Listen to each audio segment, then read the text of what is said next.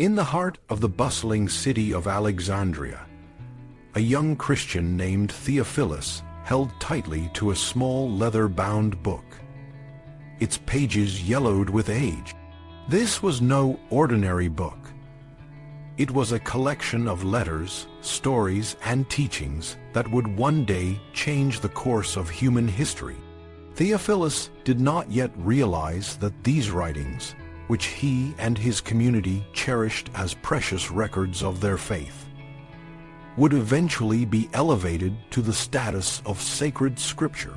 This is the story of how the New Testament, a collection that began as occasional and practical writings, transformed into the holy texts that billions of people revere today.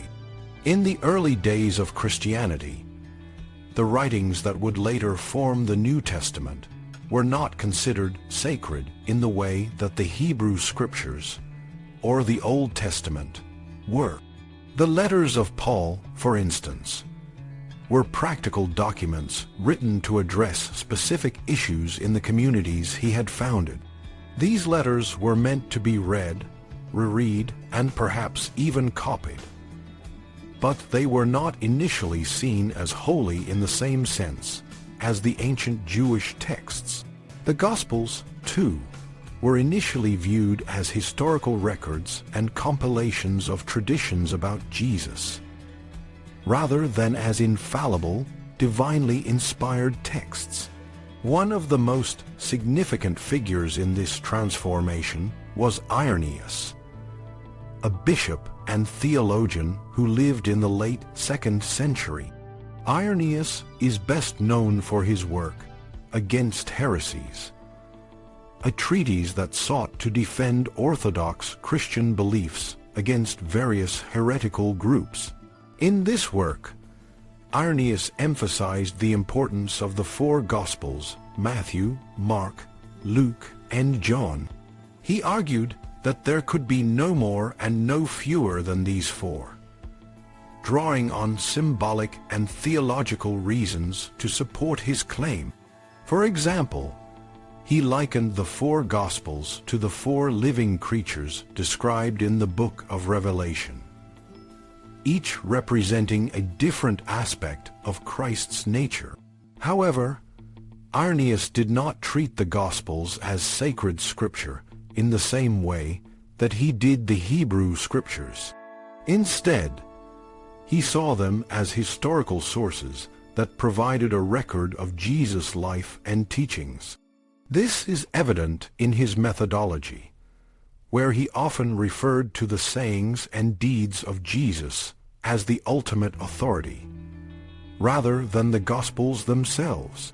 For Irenaeus, the authority of Jesus' words and actions was primary, and the Gospels were secondary sources that preserved and transmitted this authority. The way Irenaeus and his contemporaries used the Gospels also reflects their view of these texts. They were not seen as fixed, authoritative documents, but as collections of material that could be drawn upon and adapted as needed. Early Christian preachers and teachers could retell Jesus' story, adding or omitting details as they saw fit. This flexibility is a far cry from the later, more rigid approach to the New Testament, where every word is treated as divinely inspired and unchangeable. This fluidity in the early use of the Gospels is also evident in the diversity of New Testament manuscripts. Unlike the Hebrew Scriptures, which were copied with great precision to ensure their accuracy, New Testament manuscripts vary greatly. This is because there was no tradition of exact copying, and scribes felt free to make changes, corrections, and even additions to the texts as they saw fit. This variability is a testament to the practical, rather than sacred, nature of these writings in their early years. Despite this initial flexibility, the New Testament writings gradually began to be seen as more authoritative and sacred. One key factor in this transformation was the form of the books themselves. In the ancient world, important texts were typically written on scrolls, which were considered more prestigious and formal. However, the early Christians chose to write their texts in codex form, which is what we now think of as a book. Codices were more practical and easier to use, as they allowed readers to access any part of the text quickly.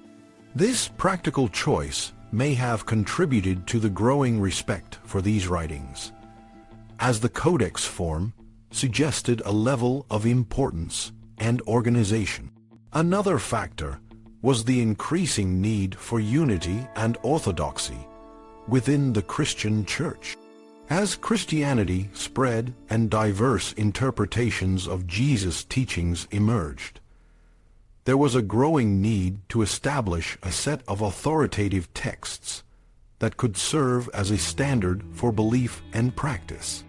This process of canonization, where certain books were recognized as scripture, began in earnest in the 2nd century.